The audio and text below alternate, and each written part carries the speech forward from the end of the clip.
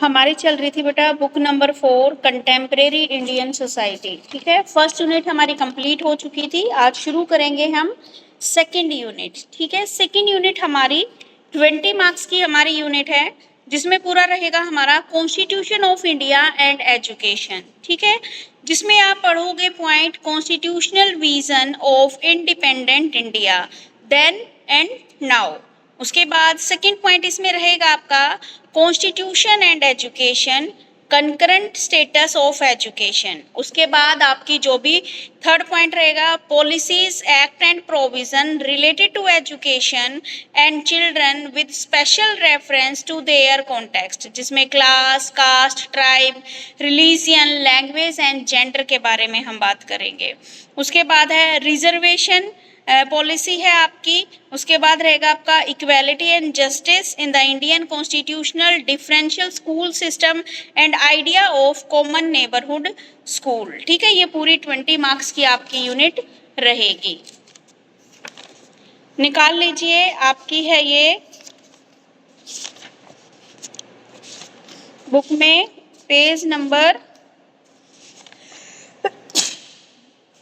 13, sorry page number 13। ठीक है, स्वतंत्र भारत का संवैधानिक दर्शन, constitutional vision of independent India. ठीक, कि जो भारत का संविधान है, ठीक है, उसका क्या रोल है। ठीक है, भारत के संविधान का पूरा दर्शन हमें यहाँ पे पढ़ना है। तब क्या था, अब क्या है, उसने क्या है, एजुकेशन में क्या क्या हमारा रिफॉर्म्स हुए हैं, एजुकेशन के बारे में क्या क्या लिखा गया है, ये सारी चीजें हमें यहाँ पे पढ़नी है। कि भारत का संविधान होता क्या है, कि सबसे पहले आप बताओगे इसमें भारत का संविधान होता क्या है भारत का संविधान।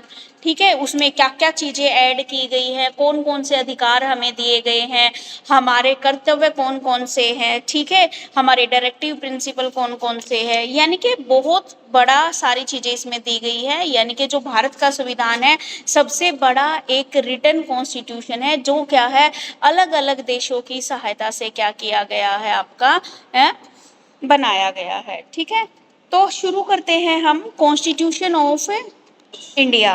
ठीक है, कि स्वतंत्र भारत में संवैधानिक दर्शन तब और अब का संस्कृत टिप्पणी कीजिए। तो कॉन्स्टिट्यूशन ऑफ इंडिया के बारे में आज सिद्धि आपको बताएगी। ठीक है सिद्धि, आर यू रेडी बेटे? Yes ma'am. मैं एक बार अपना वाईफाई कनेक्ट कर लूँ मैम, वरना मेरा नेटवर्क कट जाएगा। Okay okay, no problem. ठीक है, तो भाई इसमें हम देखेंगे कि जो हमारा इंडिया जब स्वतंत्र हुआ तो उस टाइम पे क्या था, कि जब भारत आज़ाद हुआ, ठीक है, आपका 15 अगस्त यानी कि 15 अगस्त 1947 को क्या था, हमारा देश आज़ाद हुआ। अब देश आज़ाद तो हो गया, अब उसको चलाने के लिए रूल्स रेगुलेशन, अब देखो हम सारे के सारे रूल्स अगर वही ब्रिटिश वाले फॉलो कर रहे हैं तो इसका मतलब हम आज़ाद भी हो गए और अब भी सारी चीज़ें हम वो फॉलो कर रहे हैं।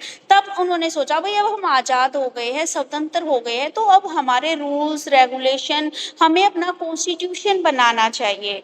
ठीक है, तो जो डॉक्टर राजेंद्र प्रसाद है, उनकी अध्यक्षता में 26 नवंबर 1949 को भारत का संविधान पारित किया गया।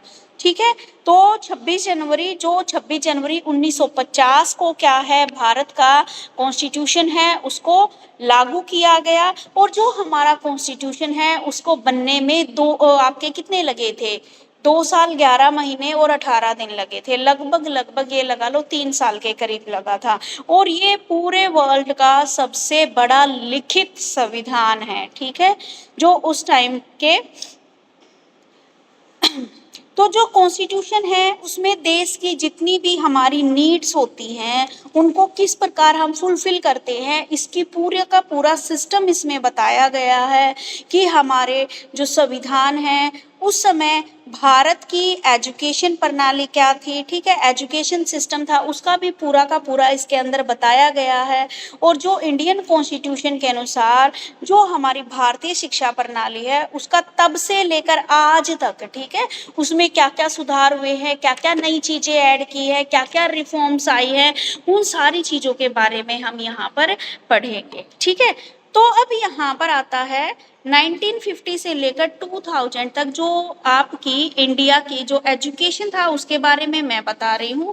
उसके बाद जो है पूरा का पूरा कॉन्स्टिट्यूशन के ऊपर आपको क्या है, सिद्धि बताएगी। ठीक है, अब इसमें क्या बताया गया है, जब भारतीय संविधान 1950 से लेकर 2000 के बीच में क्या क्या किया। देखो भाई 1950 सबसे पहले तो क्या है, हमारी नई जो एजुकेशन पॉलिसी आई 1950 से 1964 तक, एजुकेशन की प्रोग्रेस के बारे में यहाँ पे बात करेंगे।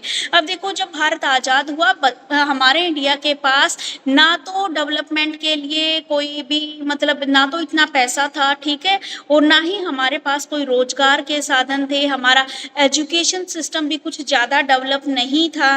तो इसी के लिए सरकार ने क्या बनाया कि क्यों ना हम, उन्होंने 5-5 साल की क्या है कुछ योजनाएं बनाई, जिनको किसका नाम दिया गया, पंचवर्षीय योजना नाम दिया गया, कि भाई इन 5 सालों में एक टारगेट रख दिया गया कि इन 5 सालों में हमें क्या है, ये चीजें क्या करनी पड़ेंगी, पूरी करनी पड़ेंगी, इन्होंने एक टारगेट रखा।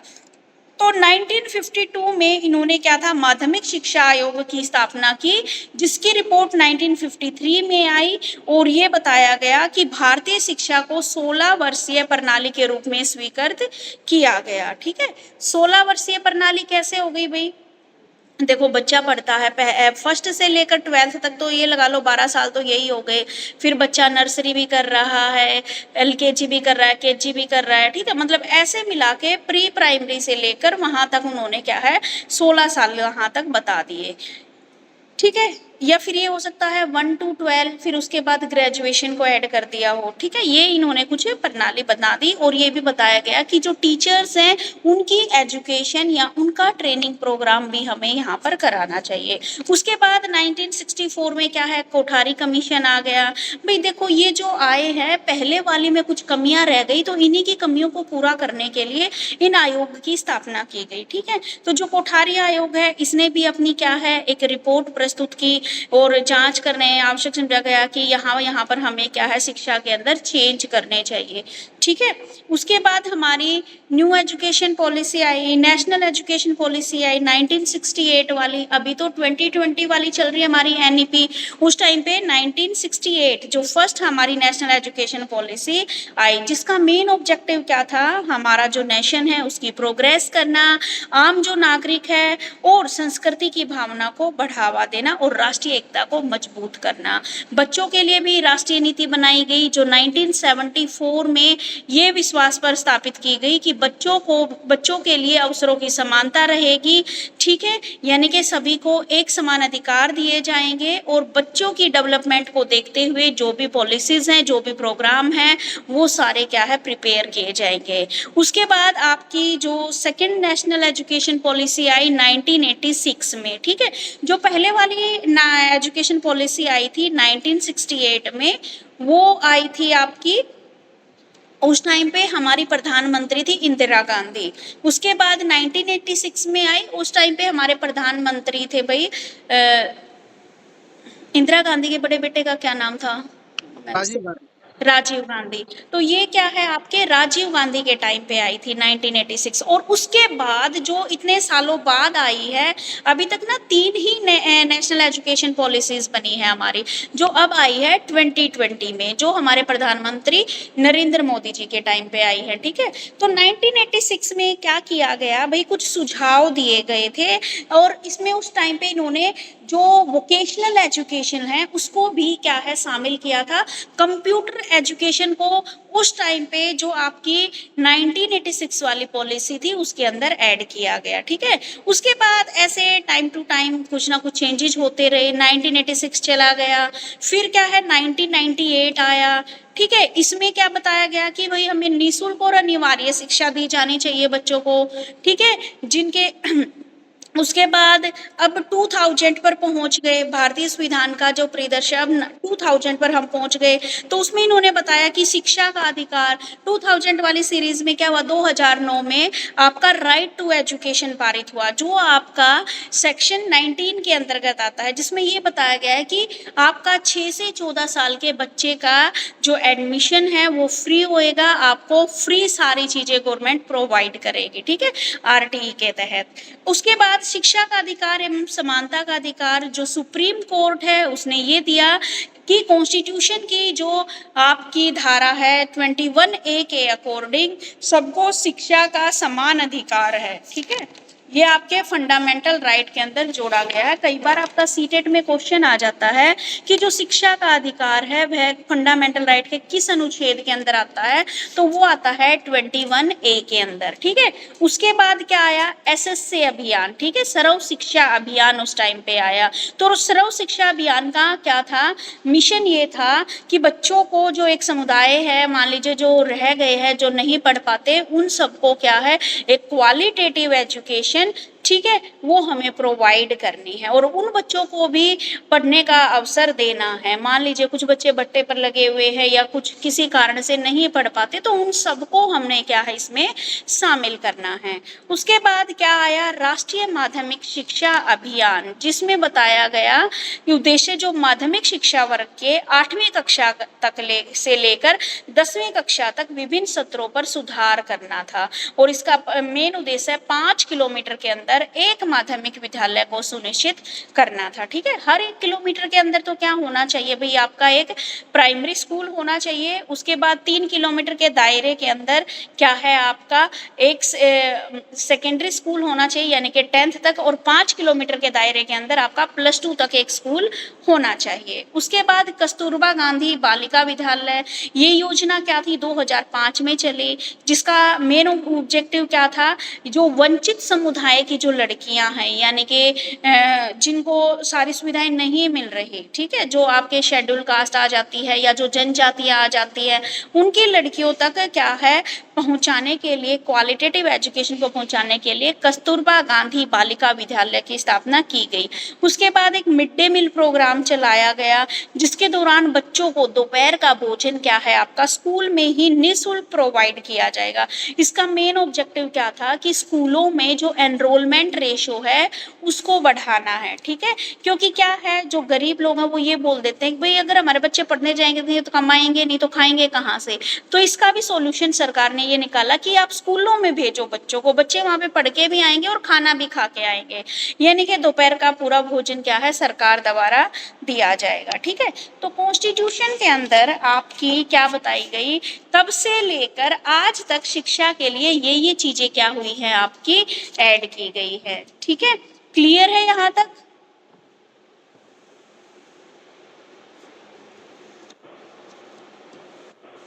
उसके बाद आता है आपका इंडियन कॉन्स्टिट्यूशन। ठीक है, इसके बारे में कंप्लीट आपको बताना है, इसकी प्रस्तावना का क्या है, ठीक है, सरकारी अधिनियम, ये सारी चीजें इसमें बताने की इंडियन कॉन्स्टिट्यूशन में हमारा क्या क्या चीजें इसमें ऐड की गई हैं। चलिए बेटे बताइए। Yes ma'am. तो आज आपका टॉपिक है सबसे पहले हेडिंग की बात करते हैं। तो हेडिंग बोलती है constitution of India. Constitution of India का अर्थ क्या है? तो अर्थ, इंडिया क्या होता है? भारत। इंडिया का मतलब है भारत। कॉन्स्टिट्यूशन मतलब एक ऐसी बुक है कॉन्स्टिट्यूशन जिससे आपके जितने भी लॉज है ना कंट्री के अंदर, कंट्री के अंदर जितने भी लॉज हैं आपके, वो क्या हो रहे हैं, रेगुलेट हो रहे हैं। आपकी राज्यसभा कैसे चल रही है, आपकी सुप्रीम कोर्ट कैसे चल रही है, आपका लोअर हाउस, अपर हाउस, ये सारी चीजें कैसे चल रही है, प्रेसिडेंट के क्या काम है और प्राइम मिनिस्टर के क्या काम है, ये सारे कहाँ से आपके रेगुलेट हो रहे हैं? बुक है आपकी कॉन्स्टिट्यूशन, कहाँ से रेगुलेट हो रहे हैं। अब और फिर देखो, इसमें हेडिंग, एक मिनट बेटा, आपकी जो नेशनल बुक है, जैसे आपका राष्ट्रीय पक्षी मोर है, ऐसे ही आपकी राष्ट्रीय पुस्तक कौन सी है, भारत का संविधान यानी कि कॉन्स्टिट्यूशन ऑफ इंडिया आपकी नेशनल बुक है। ठीक है, राष्ट्रीय पुस्तक है। कई बार पूछ लेते हैं ना आपसे कि राष्ट्रीय पुस्तक कौन सी है हमारी, कॉन्स्टिट्यूशन ऑफ इंडिया। सारी चीजें बच्चों को जीके में लिखवाते हैं और ये क्वेश्चन नहीं लिखवाते, फिर बच्चे बोलते फिरते हैं, कभी बोल हमारी कॉन्स्टिट्यूशन ऑफ इंडिया। ठीक है, एनसीईआरटी का एक्नॉलेजमेंट से पहला जो पेज होता है वो प्रियम्बल का होता है। प्रियम्बल देखिए, प्रियम्बल एक ऐसा डॉक्यूमेंट है आपका जहाँ पे कॉन्स्टिट्यूशन को स्टार्ट करने से पहले एक आप जैसे कि हमने जैसे जेबीटी फर्स्ट ईयर में एडमिशन लिया फॉर एन एग्जांपल। अब मैम ने हमें कंटेंट दिया, हमें नोट्स दिए, हमारी क्लासेस ली, लेकिन हमें उन क्लासेस को अपने अकॉर्डिंग कितने अच्छे तरीके से हम पढ़ सकते हैं, ये हमारा एक अपने से निर्णय है। तो प्रियम्बल प्रियम्बल होता है कि प्रियम्बल बता रहा है we are the people of India, sovereign, socialistic, secular. मैं आपको प्रियम्बल शो कर देती हूँ कि कैसा होता है, एक सेकेंड, एक मिनट। ये देखिए, ये होता है प्रियम्बल, ये constitution of India preamble, we are the people of India. ये आपकी देखो एक बुक है ये 7th क्लास की, और ये बुक के देखिए acknowledgement starting of the page पे ये देखिए ये दे रखा है, ये होता है प्रियम्बल। आपकी बुक में देखिए प्रियम्बल यहाँ पे दे रखा है, व्हाट इज प्रियम्बल, तो ये देखिए ये है प्रियम्बल, ठीक है, इसको बोलते हैं प्रियम्बल।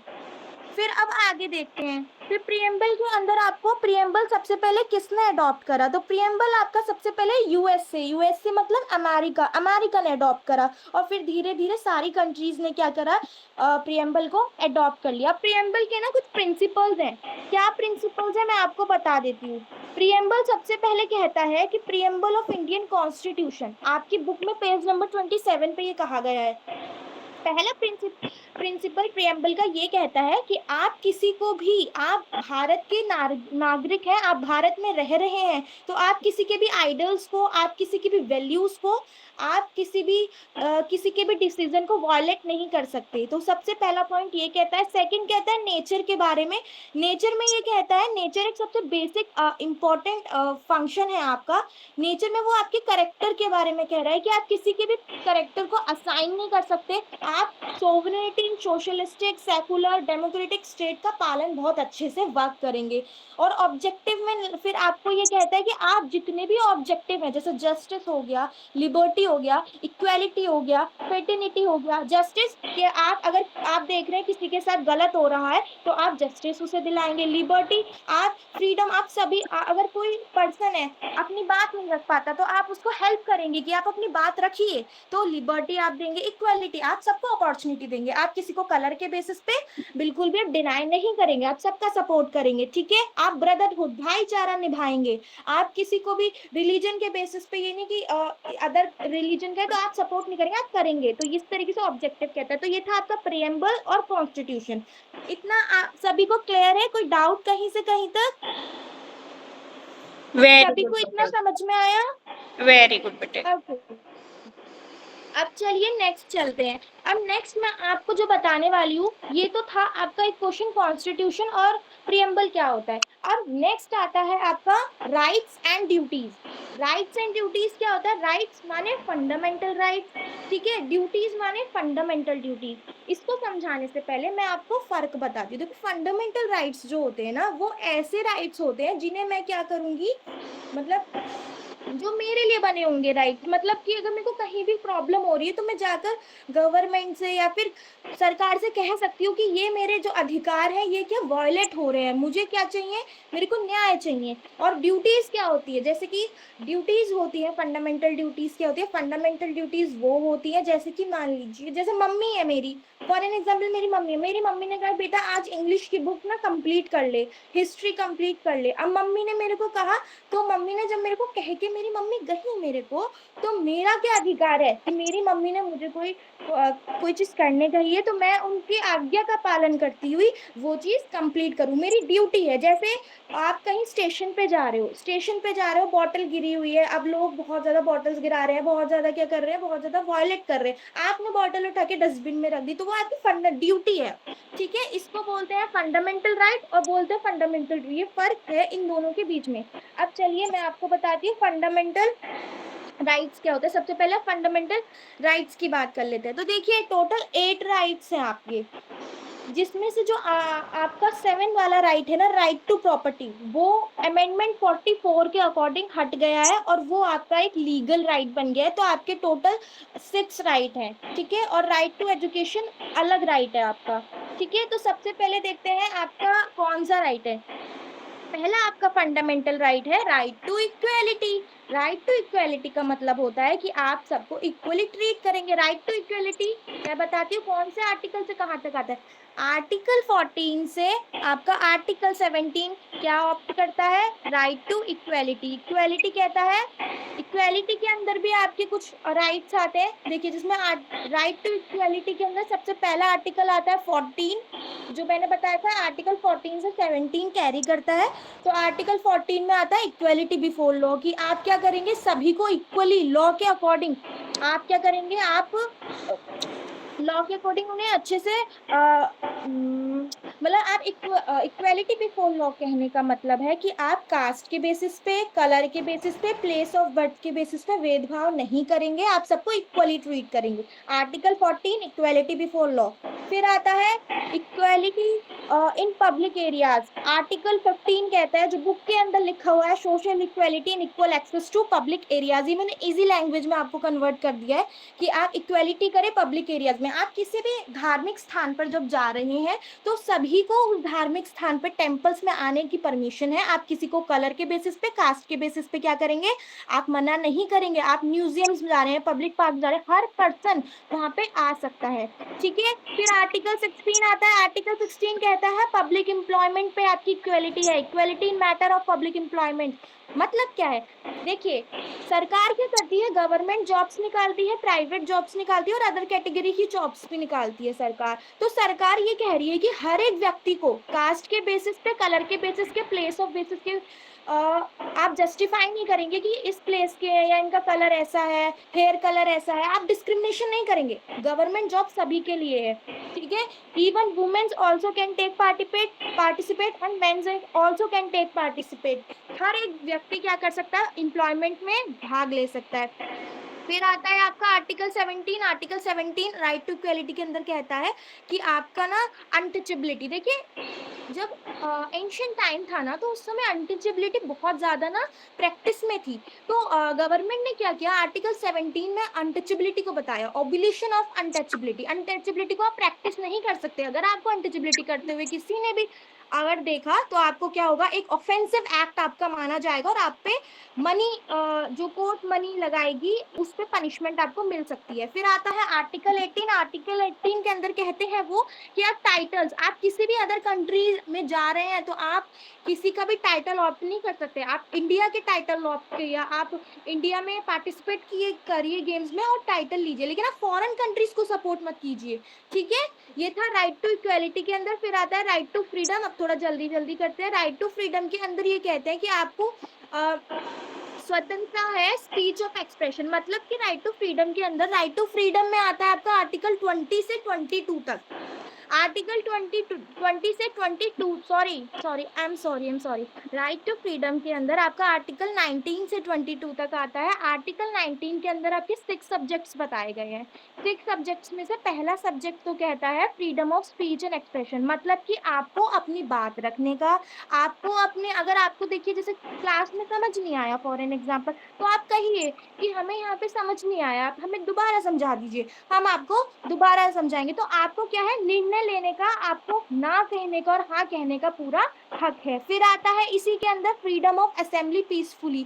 आप क्या करें, कहीं भी जब भी धार्मिक प्लेस पे जाए, आप क्या करें, आप पीसफुली अपना गैदर करें कोई भी चीज, आप पब्लिक ऑर्डर, मतलब आप क्या करें, कोई भी वेपन लेके ना जाए, आप पीसफुली क्या कर सकते हैं, आप अपना ग्रुप बना सकते हैं। फिर आता है freedom to form association. Freedom to form of association का मतलब होता है कि आप एसोसिएशन, आप ग्रुप बना रहे हैं, बस सरकार का कहना है कि आप कोई वेपन, आप किसी की भी, देखिए जैसे मैं हूँ, मेरे घर में लाउड स्पीक, मतलब मेरा कल एग्जाम है और लाउड स्पीकर ऑन है और मेरे को मेरा जो पीस है वो वायलेट हो रहा है, तो मैं जाकर बोलूँ तो ये मेरा पीस ना वायलेंट होए, और आप क्या करें, अच्छे से इस चीज को फॉलो करें। आप एसोसिएशन बना सकते हैं, बस आपके पास वेपन ना हो। फिर ये कहते हैं freedom to move freely throughout the territory. आप हर सिटी में जा सकते हैं, आप विलेजेस में जाइए, आप टेम्पल्स में जाइए, आप आउट ऑफ कंट्री जाइए, घूमने जाइए, लेकिन आप किसी को भी वॉयलेट ना करें। आप किसी भी कंट्री में जाके किसी भी कंट्री की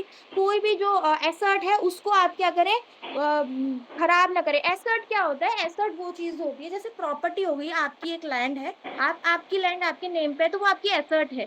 मैं अपने लैपटॉप से पढ़ती हूँ, ये मेरी एसेट है, मेरी बुक है, मेरी एसेट। एसेट वो चीज जो आपकी है, उसे हम एसेट बोलते हैं। फिर उसने कहा है आपको freedom to practise any profession, आप किसी भी प्रोफेशन को प्रैक्टिस कर सकते हो, आपको फ्रीडम है। ये आर्टिकल 19 आपको कह रहा है। आर्टिकल 19 के अंदर जो पॉइंट्स है ना, वो ये कह रहे हैं कि आप कोई भी प्रोफेशन, आप डॉक्टर की पढ़ाई करिए, आप टीचिंग की पढ़ाई करिए, आप बीसीए करिए, आप एमसीए करिए, आपको अगर आपको अपनी कोचिंग खोलनी है, आपको ऑनलाइन पढ़ाना, आप जैसे मर्जी आप कर सकते हैं। फिर आता है इसके अंदर आपका प्रोटेक्शन टू लिबर्टी। आप क्या करें, आर्टिकल 20 कहता है कि आप हर व्यक्ति की लिबर्टी को भी क्या करें, सम्मान करते हुए अपने डिसीजन लें। तो ये था राइट टू फ्रीडम के अंदर। फिर इसके अंदर आता है आपका right to freedom and exploitation. Right to freedom and exploitation कहता है कि आप किसी से भी ना, जैसे बचपन में क्या होता है कि फोर्स्ड लेबर, जो छोटे बच्चे होते हैं ना, उनको ना क्या किया जाता है, चाइल्ड लेबर की प्रैक्टिस होती है। तो सरकार कहती है अगर हमने किसी भी व्यक्ति को चाइल्ड लेबर करते हुए अगर हमने देखा, तो आप पे क्या लगेगा, आप पे फाइन लगेगा, और आप पे क्या होगी, आप पे कड़ी एक आपको पनिशमेंट मिल सकती है। ठीक है, इसके अंदर एक चीज और आपको कह रहा है कि चाइल्ड लेबर जो है ना, हाँ एक सेकेंड, चाइल्ड लेबर जो है वो आपको अगर आर्टिकल 23 से 24 के अंदर बोलता है कि अगर चाइल्ड लेबर अगर आप प्रैक्टिस करते हो तो आपको क्या होगा, आपको सजा हो सकती है। आप इसको फिर बाद में ये नहीं कह सकते कि आपने हमें पनिशमेंट क्यों दी। फिर right to freedom and religion. Right to freedom and religion में होता है कि आप सभी धर्म, जितने भी आपके धर्म में जितने भी रिलीजन है, आप उसको रिस्पेक्ट करते हुए आप अपना जो कल्चर प्रैक्टिस है वो कर सकते हैं। आप होली मना सकते हैं, आप दिवाली मना सकते हैं, आप ईद मना सकते हैं, आप हर एक प्रैक्टिस कर सकते हैं। फिर आता है एजुकेशनल राइट। एजुकेशनल राइट्स जो होते हैं आपकी लैंग्वेज के लिए होते हैं। आप किसी भी सिटी में जाइए, आप अपना आप तमिल बोलिए, आप हिंदी बोलिए, आप इंग्लिश बोलिए, आप जापानीज बोलिए, आप जापानीज लैंग्वेज सीखिए। आप कोई भी सीरीज देखिए, आप हिंदी में देखिए, तमिल में देखिए, आपको कोई नहीं, आपका आपका ये राइट है। आपका ये राइट है कि आप कल्चर को इनहेंस करते हुए लैंग्वेज सीख सकते हैं। आपको कोई प्रॉब्लम नहीं होगी। लेकिन वही कि आप अदर पर्सन को क्या करें, वो परेशान ना करे। कल्चर और एजुकेशनल राइट्स आपके आर्टिकल 29 से 30 के अंदर आते हैं। फिर आता है कॉन्स्टिट्यूशनल रेडिमीज, जो आर्टिकल 32 कहता है। रेमिडीज कहते हैं कि जो कोर्ट है ना, आपकी जो कोर्ट है, अगर आपका कोई भी राइट, इनमें से जितने भी थे, right to equality, right to freedom, right to exploitation, right to religion, जितने भी आपके राइट है, अगर इसमें से आपका कोई भी राइट अगर आपका वायलेट हो रहा है, आप कोर्ट जाके, आप कोर्ट में एक वृक्ष होता है, आप कोर्ट में फाइल कर सकते हो कि आपका ये राइट इस पर्टिकुलर पर्सन ने वायलेट किया है, आपको परेशान किया गया है, आपके पास ये राइट है। फिर आता है आपका राइट टू प्रॉपर्टी। देखिए, राइट टू प्रॉपर्टी ध्यान से सुनिएगा, जो राइट टू प्रॉपर्टी है ना, वो 44 अमेंडमेंट के अकॉर्डिंग हटा दी गई है। राइट टू प्रॉपर्टी अब आपका फंडामेंटल राइट नहीं है, वो अब आपका लीगल राइट बन गया है। ठीक है, राइट टू प्रॉपर्टी के अंदर ये है कि आप अपनी जो और जो फंडामेंटल कौन सा आर्टिकल के अकॉर्डिंग हटाई गई है, आर्टिकल 31। ठीक है, 44 कॉन्स्टिट्यूशनल अमेंडमेंट। ठीक है, इसके अंदर आपको अपनी अपनी खुद की एक संपत्ति आप बना सकते हैं, आप अपनी संपत्ति किसी को भी दे सकते हैं, ये आपका खुद का एक राइट है। फिर आता है right to education. Right to education के अंदर आपको 6 to 14 ईयर्स तक कंपलसरी एजुकेशन बताई गई है। तो ये थे आपके फंडामेंटल राइट्स। आपको यहाँ तक सभी को क्लियर है? कोई प्रॉब्लम यहाँ तक किसी को भी कहीं भी कोई चीज समझ नहीं आई हो, या कोई आर्टिकल आपको कंफ्यूजिंग लग गया हो, तो मैं आपको दोबारा बता सकती हूँ। Everything is clear till now?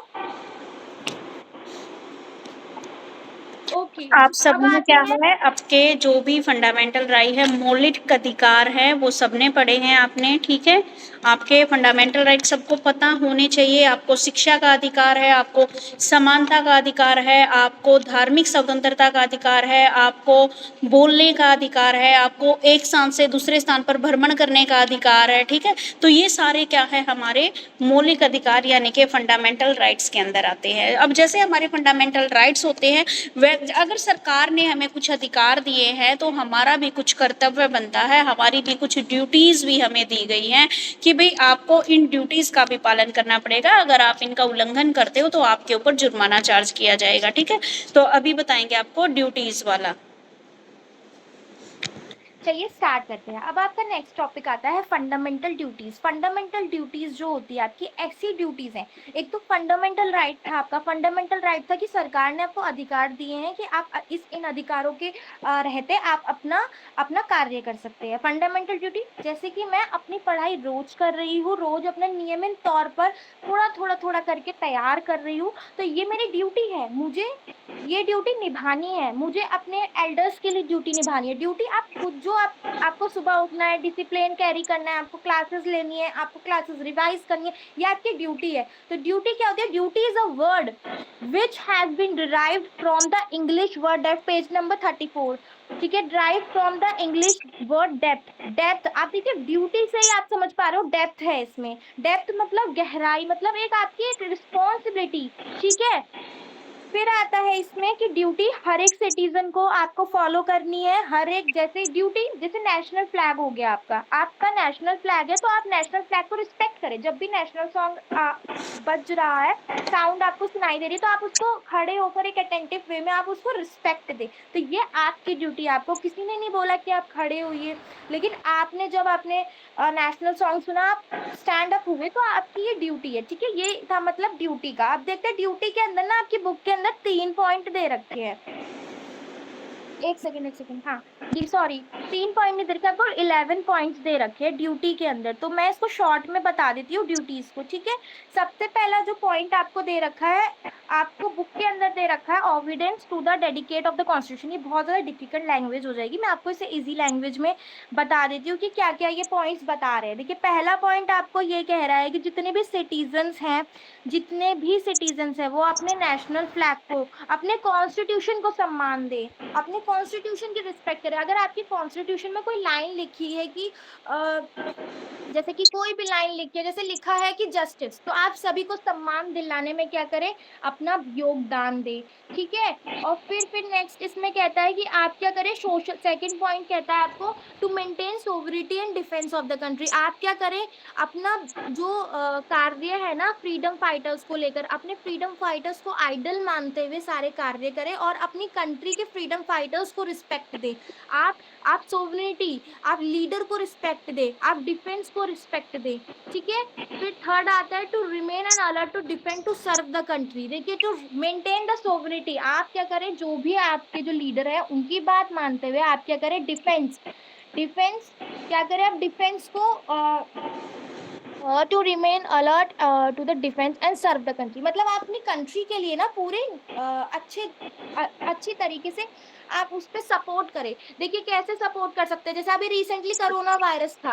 अब कोरोना वायरस में आपके जो प्राइम मिनिस्टर थे, उन्होंने कुछ अलर्ट्स जारी करे थे कि आप घर में रहेंगे, आप डिस्टेंस मेंटेन करेंगे। तो ये ऐसे भी आप क्या कर सकते हैं? आप अपनी कंट्री को सर्व कर सकते हैं। ठीक है, फिर आता है इसके अंदर आप फेटर्निटी। फेटर्निटी का मतलब होता है आप हमेशा तत्पर रहे सर्व करने के लिए अपनी कंट्री को और अपना भाईचारा जितना भी है, ब्रदरहुड हो गया, लोगों के बीच में। देखिए, लोगों के बीच में मतलब सबकी मदद करिए। आप ये मत कहिए कि हम इसकी मदद नहीं करेंगे, रिलीजन के बेस पे, कास्ट के बेस पे, अनटचेबिलिटी के बेस पे। आप क्या करें? सभी की क्या करें? मदद करें। तो to include the sense of unity among all the citizen. आप सबसे पहला पॉइंट इसके अंदर आया था कि आप क्या करें? अपने कॉन्स्टिट्यूशन को फॉलो करें। ठीक है, सेकंड पॉइंट आप डिफेंस को फॉलो करें, आप सोवरिटी को फॉलो करें, फिर आप अपनी कंट्री को सर्व करें। थर्ड पॉइंट, फिर आप फेटर्निटी, आप भाईचारों को प्रमोट करें। ठीक है, आप अपने, फिर आता है फिफ्थ पॉइंट, कल्चर को सपोर्ट करें, कल्चर और हेरिटेज को सपोर्ट करें। मतलब अगर किसी भी आप धार्मिक स्थान, रिलीजन प्लेस पे जा रहे हैं, तो क्या करें? आप वहां पे फोटोज क्लिक ना करें, क्योंकि फोटोज क्लिक करने को मना करने का क्या रीजन है? देखिए, क्या रीजन है? देखिए, जो फॉरेनर्स होते हैं ना, वो हमारी जितनी भी रिलीजियस प्लेसेस होती है उन पे ना वो अपना कि इंडिया की जितनी भी रिलीजियस प्लेसेस है ना, हमें पता लग जाएगा ना, तो हम इस पे कब्जा कर लेंगे। जैसे ब्रिटेन ने इंडिया पे कब्जा करा, तो फोटो ना क्लिक करने पे बहुत ज्यादा रोक होती है। तो इसलिए कि हम अपनी जो प्लेस है ना उसको प्रिजर्व करके रखें, किसी को इस बारे में पता ना करे।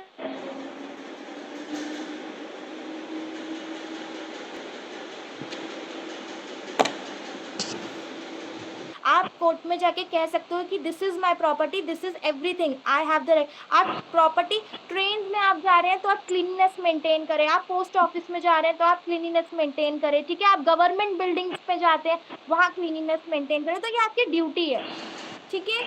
और फिर आता है आपके सोशल एक्टिविटीज।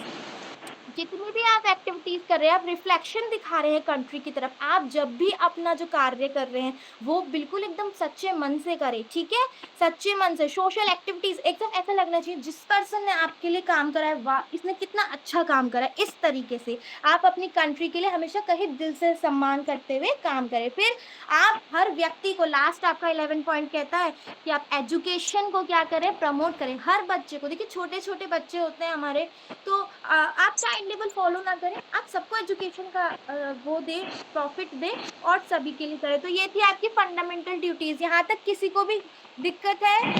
सारी फंडामेंटल ड्यूटीज आपको क्लियर हो गई? आपने देख लिया फंडामेंटल राइट्स जो थे आपने उसको फॉलो करा, ठीक है, आपने फंडामेंटल ड्यूटीज भी फॉलो कर ली, सब कुछ कर लिया, कॉन्स्टिट्यूशन समझ लिया, प्रेम्बल समझ लिया। अब स्टेट को लेके आपकी स्टेट को लेके क्या ड्यूटी बनती है, तो देखिए सबसे पहले जो आपका डीपीएसपी आया है ना, वो आपका आया है आर्टिकल 16 से लिया गया है, from article 36A to 51A, ठीक है। ये बी आर अम्बेडकर एक लाइन कहते हैं कि the directive principle are specially design to establish entire social and economic democracy. आपकी जितनी भी इकोनॉमिक डेमोक्रेसी है ना, उसको मेंटेन करने के लिए आपकी डीपीएसपी लेकर आए हैं। तो इसके अंदर एक आर्टिकल है आपका 37 बोलता है नॉन जस्टिएबल। नॉन जस्टिएबल का मतलब होता है कि आप ना, the directive principle are not justiciable and they are no, मतलब कि देखिए जैसे सरकार ने कहा कि हम बच्चों के लिए एक अच्छा काम करेंगे, बच्चों की पढ़ाई में योगदान देंगे, तो आप एकदम सरकार कोर्ट में जाकर ये नहीं कह सकते कि आज ही आप वही काम करेंगे। सरकार करेगी धीरे धीरे धीरे, लेकिन सरकार ये नहीं कि आप उस चीज को आप कोर्ट में जाके नहीं कह सकते कि अभी सरकार ये काम नहीं कर रही। फिर आता है आपका फंडामेंटल। फंडामेंटल का मतलब होता है कि सरकार जो भी निर्णय लेगी, हाँ सरकार कोर्ट, जो पीपल है वो कोर्ट में जाकर ये नहीं कह सकते कि सरकार बच्चों के लिए हित में अभी काम क्यों नहीं कर रही है। कोर्ट भी ये कह रहा है कि सरकार धीरे धीरे करेगी, लेकिन जब फंडामेंटल राइट, जब फंडामेंटल कोई भी चीज करेगी सरकार, तो क्या करेगी सरकार, उसको धीरे धीरे फंडामेंटल डीपीएसपी को ध्यान में रखते हुए अपने रूल्स बनाएगी। फिर आती है एप्लीकेशन। एप्लीकेशन मतलब जितनी भी डिटेल्स, प्रिंसिपल, जितने भी फॉर्म होंगे वो डीपीएसपी को रखते हुए फॉर्म होंगे, ठीक है। फिर पर्पस इसका यही होता है आपका कि डीपीएसपी का जो पर्पस है कंट्री के लिए, वो ये है कि आप स्टेट पॉलिसी में जितने भी काम कर रहे हैं डीपीएसपी को ध्यान में रखते करेंगे, और सरकार को इस चीज पे परेशान नहीं करेंगे कि ये काम आज ही होना है, ठीक है। आप इकोनॉमिक और सोशल जस्टिस प्रोवाइड करेंगे, इसमें आप क्या करेंगे, आप अपना योगदान देंगे, और अपने जितने भी प्रिंसिपल है, जैसे एग्जीक्यूटिव हो गया, लेजिस्लेचर, जुडिशरी, इनके जितने भी प्रोसेस है इनका सम्मान करते हुए डीपीएसपी को ध्यान में रखते हुए करेंगे। लास्ट आता है इसमें आपका इम्पोर्टेंट। जरूरी क्यों है? देखिए जरूरी इसलिए है, देखिए कोई भी कार्य जब भी आप करते हैं तो आप अकेले नहीं कर सकते, आपको समूह की जरूरत है, आपको ग्रुप की जरूरत है, तो आपको पब्लिक ओपिनियन की भी बहुत ज्यादा जरूरत होती है, ठीक है। आप लोगों के निर्णय लीजिए, लेकिन जो आप निर्णय ले रहे हैं, जो आप रूल्स बना रहे हैं, वो डीपीएसपी के अकॉर्डिंग बनाइए।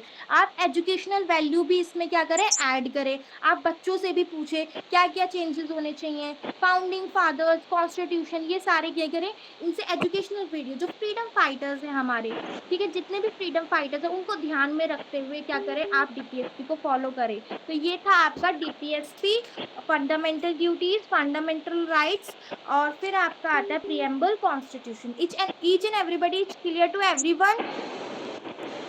क्लियर। देखो बेटा, डीपीएसपी का मतलब था आपके डायरेक्टिव प्रिंसिपल, ठीक है, यानी कि राज्य नीति के निर्देशक सिद्धांत, ठीक है।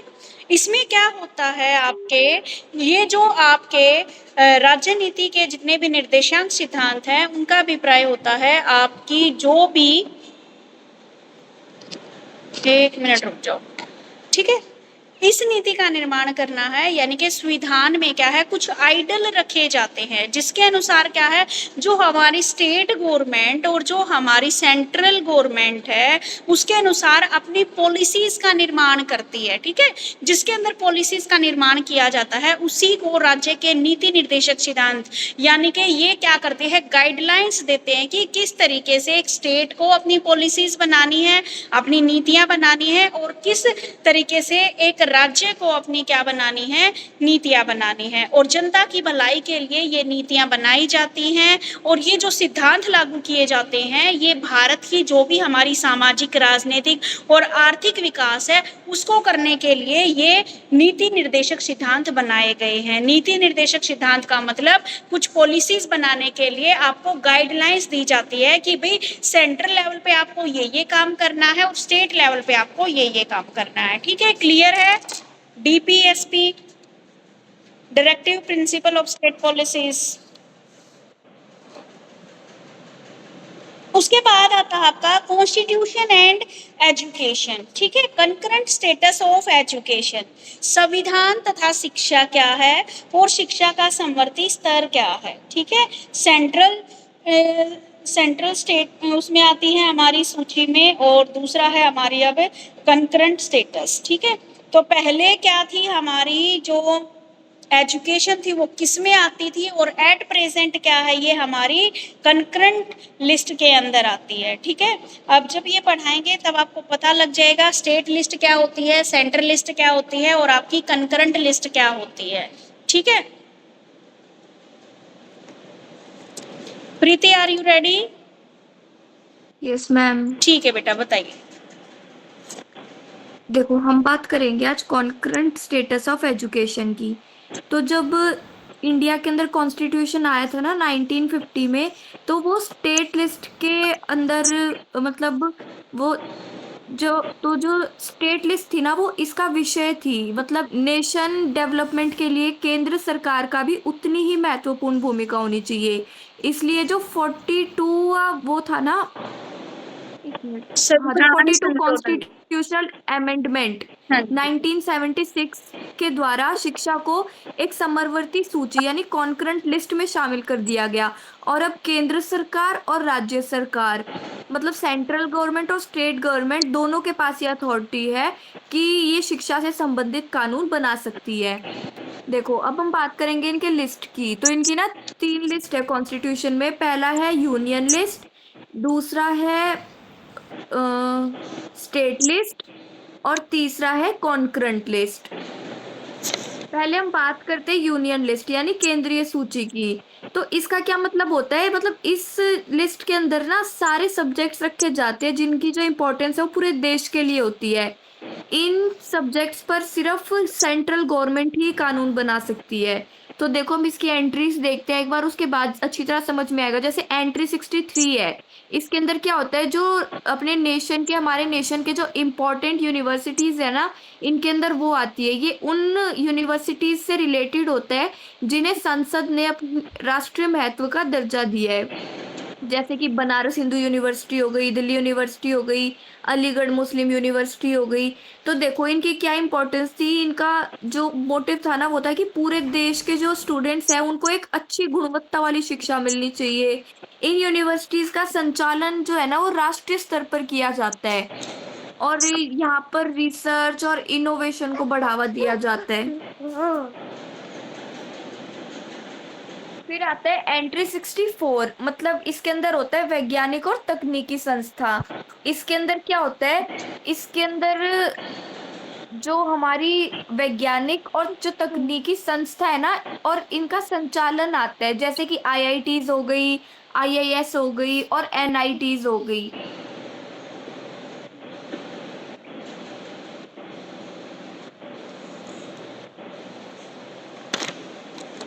मैम, एक मिनट।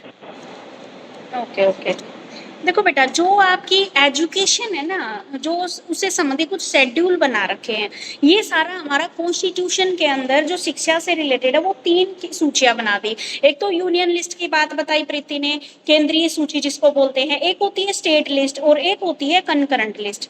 ठीक है, स्टेट लिस्ट, यूनियन लिस्ट का तो मतलब होता है कि जितने भी विषय इसके अंदर आते हैं उन सब के ऊपर कानून बनाने का अधिकार किसका होता है, उन सब के ऊपर कानून बनाने का अधिकार सेंट्रल गवर्नमेंट का होता है। ठीक है, और जो दूसरी लिस्ट आती है स्टेट लिस्ट, राज्य सूची, उसमें ये मतलब होता है कि जितने भी विषय यानी कि जितने भी सब्जेक्ट इसके अंदर आएंगे उन सब के ऊपर कानून बनाने का अधिकार किसका होता है भाई, आपकी स्टेट गवर्नमेंट का होता है। और तीसरी क्या बनाई गई इन्होंने, कंकरेंट लिस्ट, जिसको समवर्ती सूची बोलते हैं।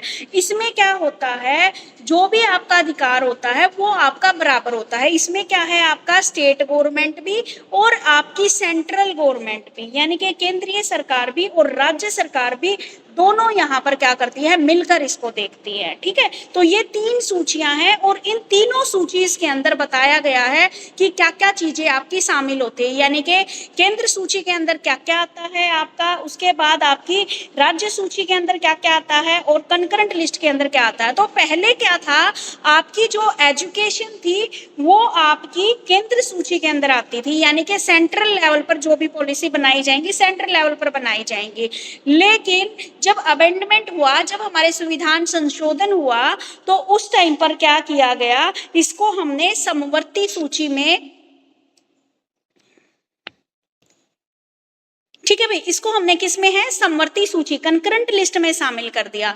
यानी कि अब हमारी शिक्षा का जो भी भार है या जो भी खर्चा है, जैसे गवर्नमेंट स्कूलों में कुछ भी खर्चा है, जो भी बजट है, वो सारा का आपका गवर्नमेंट, आपकी सरकार यानी कि केंद्र सरकार यानी कि आपकी सेंट्रल गवर्नमेंट और आपकी स्टेट गवर्नमेंट दोनों मिलकर ये काम देखेंगे। ठीक है, चलिए प्रीति बताइए। मैम इन सब की एंट्रीज भी एक्सप्लेन करूं? एंट्रीज नहीं नहीं, आप इसमें ये बता दो कि केंद्र सूची के अंदर क्या क्या चीजों को शामिल किया गया है और राज्य सूची के अंदर क्या और समवर्ती सूची के अंदर क्या क्या चीजें शामिल की गई है।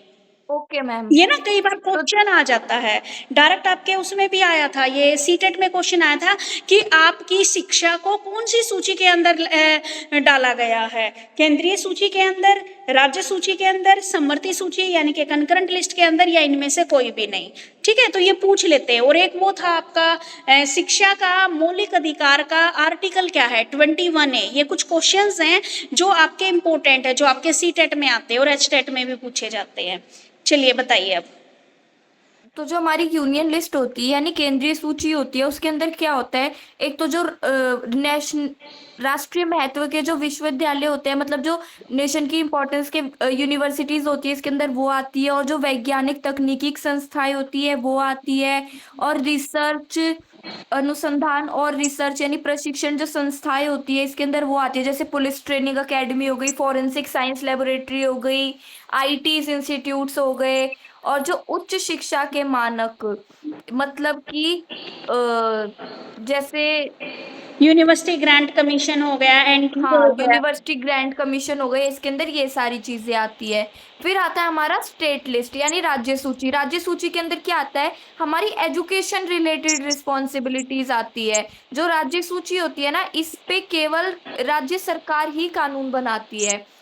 तो इसके अंदर क्या क्या रिस्पॉन्सिबिलिटीज आती है, जैसे गवर्नमेंट स्कूल्स खोलना, शिक्षकों की वो वैकेंसीज निकालना, नियुक्ति निकालना, राज्य शिक्षा बोर्ड चलाना। और और मतलब राज्य जो के हमारी अंदर जो भी आपको कोई नई चीज या नया कानून लेके आना है, राज्य की आपकी स्टेट की जितनी भी हेरिटेज हैं यानी कि जितने भी आपके पुराने प्राचीन जो भी सभ्यताएं हैं या जो भी हैं, उन सबको सही ढंग से रखना, ये सारा किसका है, आपका स्टेट लिस्ट का। यानी कि स्टेट के अंदर जितने भी मॉन्यूमेंट्स आते हैं उन सब की रक्षा करना, ये भी स्टेट गवर्नमेंट की लिस्ट के अंदर आता है। आपके जितने भी स्टेट के अंदर जो सरकारी स्कूल्स हैं उनका भरण पोषण भी इसके अंदर आता है। वैसे तो देखो हमारी कंकरेंट लिस्ट होती है एजुकेशन के लिए, तो कंकरेंट लिस्ट का मतलब ये है कि मान लो आपका बजट बनता है तो 50% बजट तो क्या है आपका, सरकार आपकी सेंट्रल गवर्नमेंट के पास से आएगा और 50% क्या है आपकी स्टेट गवर्नमेंट के पास से आएगा। चलिए बेटा बताइए। हाँ, फिर हम बात करते हैं समवर्ती सूची यानी कॉन्करेंट लिस्ट की। देखो, इस लिस्ट के अंदर ना जो हमारी गवर्नमेंट और जो सेंट्रल गवर्नमेंट, स्टेट गवर्नमेंट और जो सेंट्रल गवर्नमेंट होती है ना, वो दोनों कानून बनाती है। अगर इन दोनों कानूनों में टकराव हो तो जो केंद्र सरकार होती है उसका कानून मान्य होता है। तो इसकी क्या क्या इंपॉर्टेंस है? एक तो यूनिफॉर्मिटी हो, मतलब राष्ट्रीय एकरूपता हो, कोऑर्डिनेशन हो यानी बेहतर एक दूसरे के साथ कोऑर्डिनेशन हो, क्वालिटी इंप्रूवमेंट होनी चाहिए यानी गुणवत्ता जो है वो इम्प्रूव होनी चाहिए एजुकेशन की पूरे देश के अंदर, और इक्वल अपॉर्चुनिटीज मिलनी चाहिए। जो एनईपी 2020 है ना, वो पूरे भारत के लिए बनाई गई थी, लेकिन अभी तक भी कुछ राज्य जो है इसको अपनी इम्पोर्टेंस के अनुसार ही लागू करते हैं। तो अब देखते हैं एडवांटेजेस, देखते हैं एक बार इसके एडवांटेजेस ऑफ कॉन्क्रीट स्टेटस क्या है। तो इनकी एडवांटेजेस है, पहला है नेशनल इंटीग्रेशन यानी राष्ट्रीय एकता। इसके अंदर क्या होता है, जो पूरे देश के जो स्टूडेंट्स होते हैं ना, उनको समान अवसर मिलते हैं। फिर आता है शिक्षा की गुणवत्ता में सुधार, यानी जैसे यूजीसी हो गया, जो हमारी एनसीईआरटी जैसी जो संस्थाएं है ना, वो पूरे देश के लिए मानक निर्धारित करती है। इनकी जो क्वालिटी है वो उसमें लगातार सुधार होना चाहिए। फिर होता है आधुनिक शिक्षा, मतलब जैसे नई टेक्नोलॉजीज और डिजिटल जो एजुकेशन है हमारी, उसको तेजी से लागू किया जा सकता है। फिर है अनुसंधान को बढ़ावा, मतलब कि जैसे यूनिवर्सिटीज है और जो शोध संस्थाएं है ना हमारी, उसको बेहतर सहायता मिलती है। फिर है समान शिक्षा नीति, यानी देश भर में एक इक्वल एजुकेशन की व्यवस्था विकसित होती है। देखो, समवर्ती सूची में ना शिक्षा को शामिल करने का जो उद्देश्य है, वो पूरे देश के अंदर एक तो इक्वल एजुकेशन, एजुकेशन की इम्प्रूवमेंट, क्वालिटी अच्छी हो, राष्ट्रीय एकता और जो विकास है वो सुनिश्चित करना है। इसे केंद्र सरकार और राज्य सरकार दोनों मिलकर चलाती है, जिससे जो एजुकेशन है वो ज्यादा प्रभावी बन सके। फिर एक मिनट, हाँ मैम, मैं वो अपना दूसरा टॉपिक भी यहीं पे कर दूं, वो एक्सप्लेन। नहीं प्रीति, उसके बाद क्योंकि कंटिन्यू चल रहे हैं ना बेटा। Okay ma'am. ठीक है, तो बेटा ये था आपका कंकरेंट लिस्ट के अंदर एजुकेशन का, ठीक है, कि भारत के अंदर शिक्षा को समवर्ती सूची के अंदर क्यों लागू किया गया। ठीक है, अब उसके बाद आता है आपका policies act and provision related to education, की शिक्षा से संबंधित सरकार ने क्या क्या नीतियां बनाई हैं, क्या क्या धाराएं बनाई और क्या क्या प्रावधान बनाए हैं, यानी कि वर्ग को लेकर, कास्ट को लेकर, आपके धर्म को लेकर, लिंग को लेकर। ठीक है, यानी कि आपको पता है जैसे कुछ छूट मिलती है, तो ठीक है, जैसे मान लो गर्ल चाइल्ड होती है, मान लो किसी की सिंगल गर्ल चाइल्ड है, तो उसको क्या है विशेष छूट मिलती है उसकी पढ़ाई में भी, उसमें भी। ठीक है, तो यही बताया गया है कि आपकी शिक्षा से संबंधित क्या क्या नीतियां बनाई गई हैं सारी चीजों को लेकर। ठीक है, तो जो हमारा वर्ग, जाति, जनजाति, धर्म, भाषा, लिंग से संबंधित कुछ नियम बनाए गए हैं। ठीक है, और इन सबको क्या है भाषा आदि धर्म इसके आधार पर बांटा गया है। जब हमारा इंडिया आजाद हुआ तो स्वतंत्रता के आज तक भी देश में क्या है विभिन्न वर्गों में शेड्यूल कास्ट, शेड्यूल जो आपकी होती है ना SC ST, शेड्यूल ट्राइब, सदियों से क्या है उपेक्षित और शोषित लोग रहे हैं ये। ठीक है, इनके अंदर क्या है जब जिस टाइम पे भारत आजाद नहीं हुआ था, इनके साथ बड़ा अनटचेबिलिटी वाला बिहेवियर किया जाता था। तो इन सबको इक्वल लाने के लिए ही सरकार ने क्या दिया गया, इनको एक आरक्षण दिया गया, इनके लिए कुछ स्पेशल प्रोविजन बनाए गए। ठीक है, ताकि इन सबको क्या है एक समान हॉरिजॉन्टली यहाँ पर लेके आया जाए। उस टाइम पे जो ये बनाया गया था, ये बनाया गया था 10 साल के लिए। ठीक है, कि भाई जो रिजर्वेशन पॉलिसी है वो कॉन्स्टिट्यूशन में हम 10 ईयर के लिए रिजर्व कर रहे हैं, ताकि जब तक ये लोग क्या है एक समान ना आ जाए, बाकी कास्ट के इक्वल ना आ जाए। से संबंधित क्या क्या नियम बनाए गए हैं वो देखते हैं। आपकी शेड्यूल कास्ट और शेड्यूल ट्राइब, ठीक है, आपकी शेड्यूल कास्ट तो हमारे यहाँ पे होती है, और ट्राइब होती है जो जंगल में जनजातियां होती है, उनको बोला जाता है। ठीक है, तो यहाँ पर अलग अलग अनुच्छेद इन्होंने बनाए हैं। सबसे पहले आर्टिकल 15(1) के अनुसार केवल धर्म, मूल वंश, जाति, लिंग, जन्म स्थान अथवा इसमें किसी एक के आधार पर भेदभाव नहीं किया जाएगा। देखो बेटा, पहले बोल रही हूँ इतने सारे आर्टिकल आपको याद नहीं होंगे, 5-6 आर्टिकल आप क्या है बहुत अच्छे से याद कर लो। शेड्यूल ट्राइब, शेड्यूल कास्ट के अंदर आप क्या है इसमें 12 दे रखे हैं, कोई भी 4-5 आप पक्के कर लेना, ठीक है, क्योंकि इतने भाई मैं भी मानती हूँ आप लोगों को लर्न नहीं हो पाएंगे। 15 में क्या बताया गया है कि किसी भी व्यक्ति को उसके धर्म को लेकर, उसकी जाति को लेकर, उसके लिंग को लेकर, उसके जन्म स्थान को लेकर कोई भी भेदभाव नहीं किया जाएगा। जो आर्टिकल 17 है वो बोलता है अनटचेबिलिटी, किसी ने अगर छुआछूत की भावना रखी तो वो भी क्या है आपको किसी के साथ क्या है हम अस्पृश्यता का अंतर नहीं कर सकते, उसको भी मना किया गया है। आर्टिकल 19 में क्या बताया गया है, अगर अस्पृश्यता की व्यावसायिक निरयोग्यता को समाप्त किया गया, लोगों को अब किसी भी व्यवसाय को अपनाने की आजादी है, यानी कि अनटचेबिलिटी ये माना जाता था कि भाई ये तो क्या है निम्न जाति के, ये काम नहीं कर सकते ऊपर जाति, तो इसको क्या है खत्म किया गया हमारे संविधान में कि भाई कोई भी व्यक्ति कोई भी काम शुरू कर सकता है। आर्टिकल 25 क्या बताता है कि हिंदुओं के जितने भी धार्मिक स्थान है वो सभी जातियों के लिए खोल दिए जाए। पहले क्या था भाई, जो हमारे यहाँ पर कास्टिज्म सिस्टम बहुत ज्यादा था, तो जो आपकी लोअर कास्ट जिनको बोलते थे उन लोगों को क्या था मंदिरों में दाखिल नहीं होने दिया जाता था। तो संविधान में ये बात बहुत अच्छी की कि सबको क्या है एक समान महत्व है, वो किसी भी धार्मिक स्थल पर चाहे किसी भी जाति का है, चाहे किसी भी कास्ट का है, चाहे शेड्यूल ट्राइब किसी का, सबको क्या है एक समान क्या है वहां पर समानता दी गई है। फिर आपकी आया आर्टिकल 29 में ये बताया गया कि राज्य द्वारा पूर्ण एवं आंशिक सहायता प्राप्त किसी भी शिक्षण संस्थान में, यानी कि कोई भी एजुकेशन, चाहे वो गवर्नमेंट स्कूल है, चाहे वो आपका एडेड स्कूल है, किसी भी नागरिक को धर्म, जाति या वंश के आधार पर एडमिशन लेने से नहीं रोका जाएगा, ठीक है। उसके बाद आया हमारा आर्टिकल 46 जिसके अंतर्गत दुर्बल लोग, जिसमें अनुसूचित जाति और शिक्षा संबंधी तथा आर्थिक हितों की रक्षा की गई। देखो बेटा क्वेश्चन है, अगर मान लो आर्टिकल आप भूल भी जाओ तो ये चीजें तो याद रह सकती है ना कि शेड्यूल कास्ट और शेड्यूल ट्राइब से संबंधित क्या क्या नियम बनाए गए, ठीक है, तो ये बातें तो जरूर याद रह सकती हैं आपको। फिर जो आर्टिकल 46 था उसमें बताया गया कि राज्य के अंदर जो भी दुर्बल लोग हैं, जिसमें अनुसूचित जाति की शिक्षा संबंधी आर्थिक हितों की रक्षा करेगा। मान लीजिए जो कमजोर लोग हैं यानी जिनके पास पैसा नहीं है, गरीब हैं, उनको आर्थिक सहायता दी जाएगी, ठीक है। उसके बाद फिर ये क्या है संशोधन के बाद आए हैं ये आर्टिकल 330, 332, क्योंकि जब कॉन्स्टिट्यूशन बना तब 295 आर्टिकल्स जोड़े गए थे और आज तो 400 से ज्यादा, 495 कुछ इसके आसपास हैं हमारे, ठीक है। तो अनुच्छेद 330, 332, 334 ये बाद में जोड़ा गया है, जिसमें अनुसूचित जाति और आदिम जातियों के लिए विधानसभाओं, ग्राम पंचायतों और स्थानीय निकायों में स्थान सुरक्षित रहेंगे, ठीक है। अब उनको क्या है भाई ग्राम सभाओं में, पंचायतों में भी क्या है उनको शामिल होने का अधिकार है। अब जो 35 है वो ये बताती है कि जो स्टेट है, स्टेट से संबंधित जो भी सेवाएं है या पद है, जो भी भर्तियां होंगी उन सब में उन सब का इक्वल राइट है, ठीक है, और उनको कुछ विशेष अधिकार भी दिए गए। उसके बाद है आपका अनुच्छेद 275, इसके अंदर जो स्टेट है आपकी और जो सेंट्रल गवर्नमेंट है ये क्या करती है आपकी एससी और एसटी कास्ट के कल्याण के लिए उचित क्या कर रही है धनराशि उनको दे रही है, ठीक है। उसके बाद 325 में क्या बताया गया है, किसी भी धर्म या प्रजाति को जाति या लिंग के आधार पर उसको बाहर नहीं निकाला जाएगा।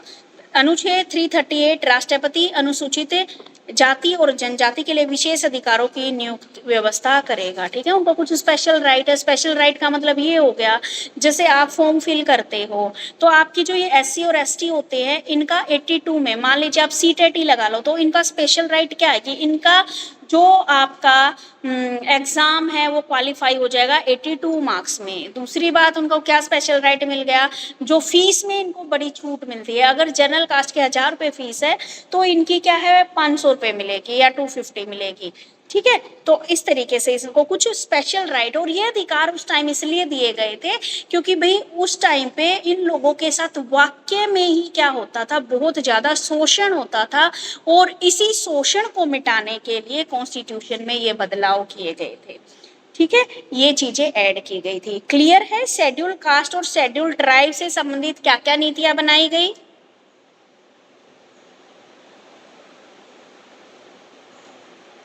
क्या बात है मेरी आवाज नहीं आ रही क्या? ठीक है, अब आगे चलती हूँ मैं।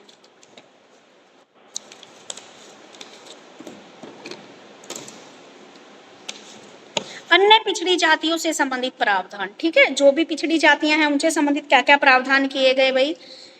इसमें आर्टिकल 340 के अंतर्गत एक पिछड़ा वर्ग के कल्याण के लिए सरकार अनिवार्य रूप से प्रयास करेगी। पिछड़े आदेशानुसार एक आयोग की नियुक्ति की जाएगी जो पिछड़े वर्ग के सामाजिक शैक्षणिक स्थिति की जांच करेगी।